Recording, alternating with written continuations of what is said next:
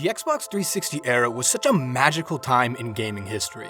Sure, the console didn't work half the time and functioned as an industrial paper shredder if you bumped into it, but the point I'm trying to make is that the games released during this time were, like, really good. Within a year of launch, you were getting bombarded with titles like Gears of War, Oblivion, Dead Rising, Ghost Recon, Viva Pinata if you're into that kind of stuff. And this is just during 2006. Then you've got 2007, and suddenly you're seeing classics like Portal, Modern Warfare, Assassin's Creed, Mass Effect, and the crowning jewel of story-based games at the time, Bioshock. I've never played any of these.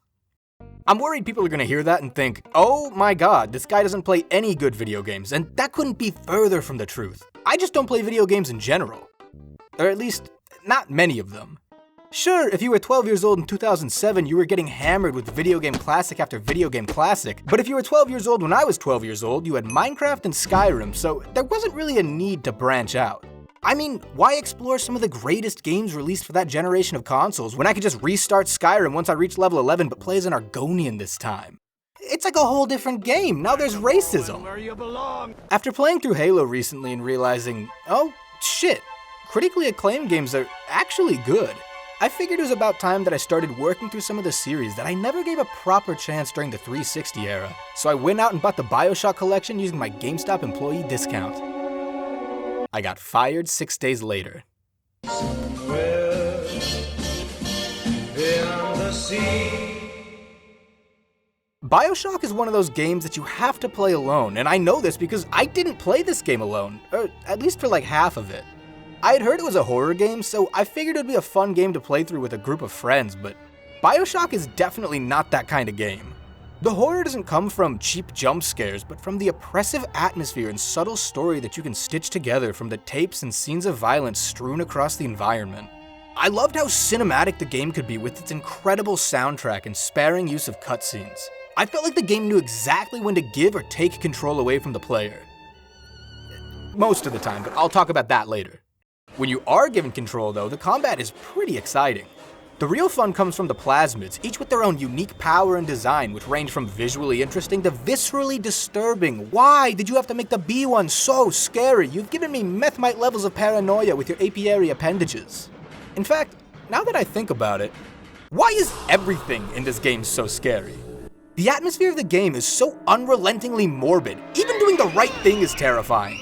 I get that it's a horror game, but for the love of God, please, give me something. The closest thing you get to finding solace and rapture are those quiet moments as you travel through the glass tunnels between sections of the map and get to see the hauntingly beautiful exterior of the city at the bottom of the ocean. But then you start getting torn up by one of the hundreds of turrets or splices which they stuffed into like half these passageways, so it kinda ruins it. I do like the splicers though. They help portray how far Rapture has fallen alongside the little girls that you see running around, along with their big daddies. There's no way they knew about that, right? Right?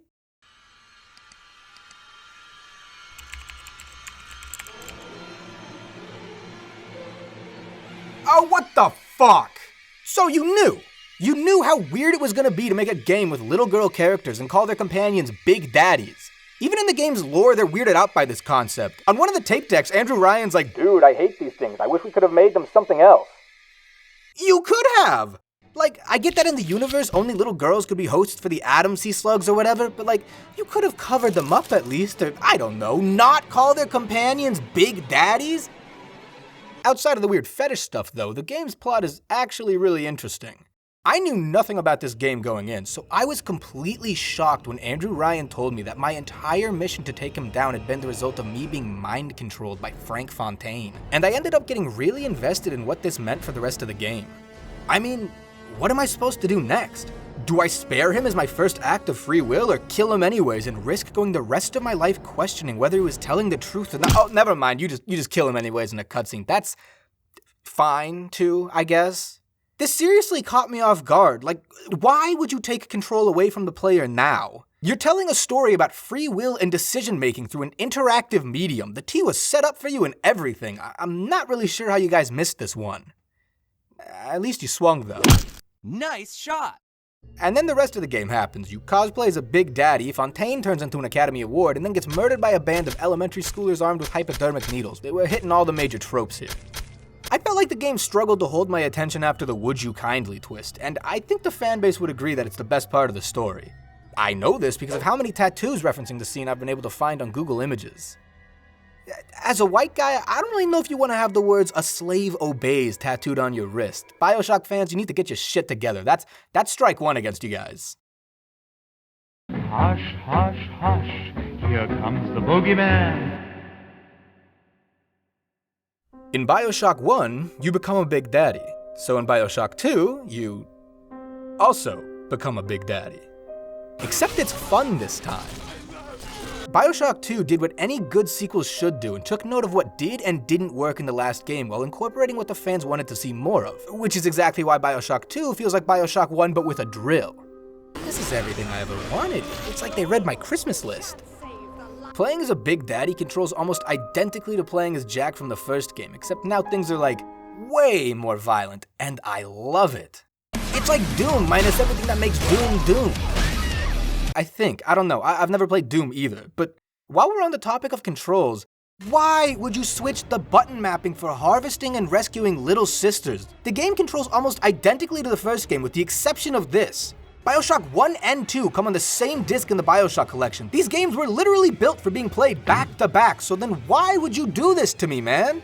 Did you just want me to accidentally harvest a kid so you could show to me that the animation's less gruesome?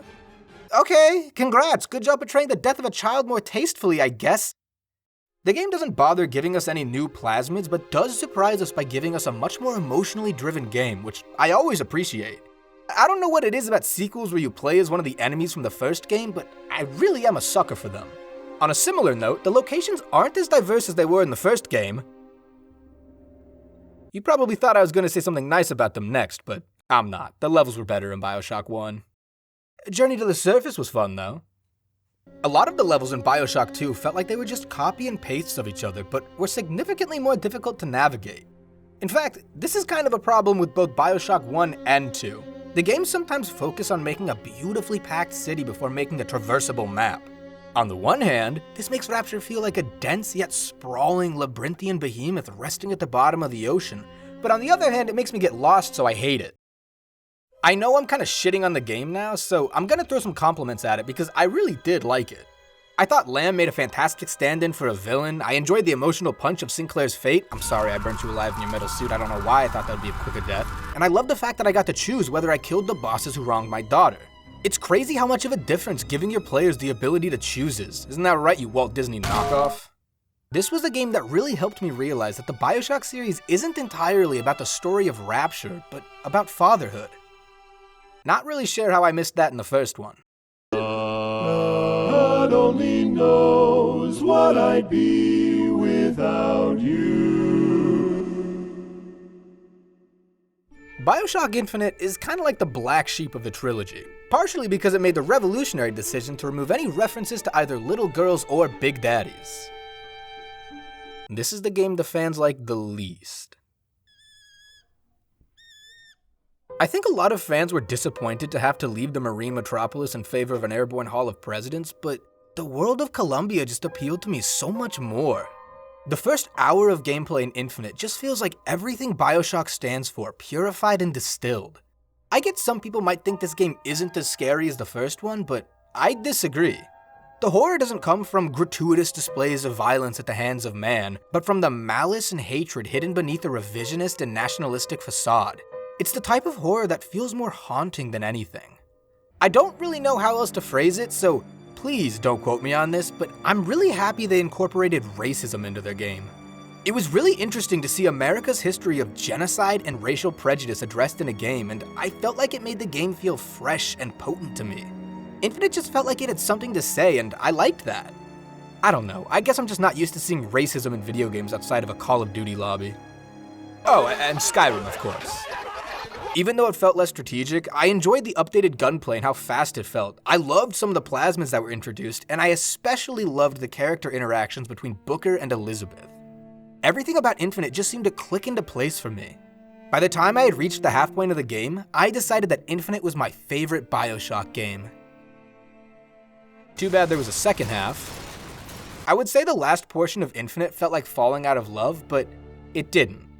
It felt like realizing you were never in love in the first place. Almost all of the interesting stuff established in the first game is essentially dropped. The bosses stop being significant character moments for the protagonists and instead become either enemy wave rushes or mini-boss extravaganzas.